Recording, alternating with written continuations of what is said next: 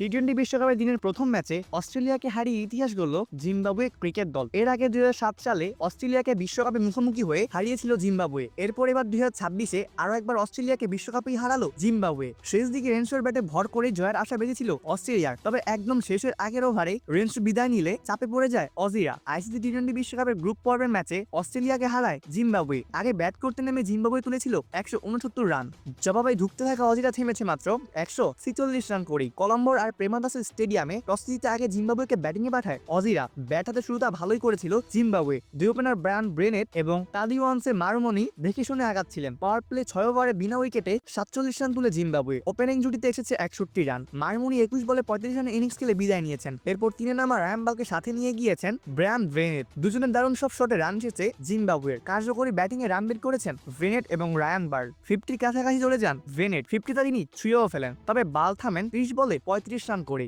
এরপর বেনেটের সাথে যোগ দেন অধিনায়ক সিকান্দার রাজা। শেষ দিকে রানের গতি বাড়িয়েছেন বেনেট এবং রাজা দুজনেই। দুজনের কার্যকরী ব্যাটিংয়ে 150 পার করেছে জিম্বাবুয়ে। অজি বোলাররা সেভাবে সুবিধা করতে পারছিলেন না, বল হাতে ছিলেন কিছুটা ছন্ন ছাড়া। নির্ধারিত 20 ওভার শেষে 2 উইকেট হারিয়ে 169 রানের সংগ্রহ দাঁড় করায় জিম্বাবুয়ে। দলের হয়ে সর্বোচ্চ রান করেন বেনেট 56 বলে 64 রান। অন্যদিকে রাজা অপরাজিত ছিলেন 13 বলে 25 রানের ক্যামিও খেলে।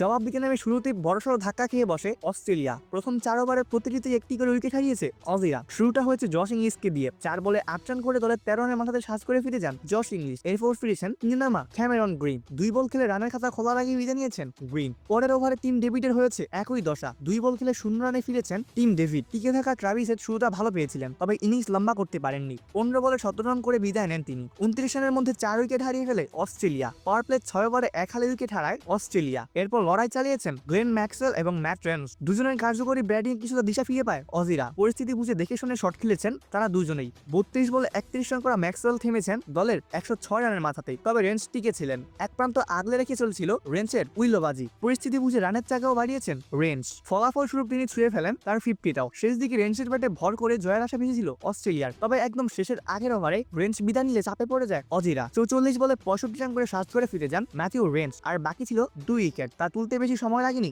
জিম্বাবুয়ের। অস্ট্রেলিয়াকে 146 রানে অল আউট করে দিয়ে 23 রানের ঐতিহাসিক জয় পায় জিম্বাবুয়ে। জিম্বাবুয়ের হয়ে 4টি উইকেট শিকার করেছেন ব্লেসিং মুজারাব্বানি, দিয়েছেন মাত্র 17 রান। 3 উইকেট নেন ব্রাড ইভান্স। একটি করে উইকেট নিয়েছেন ওয়ালিংটন মাসাকাদজা এবং রায়ান বার্ড।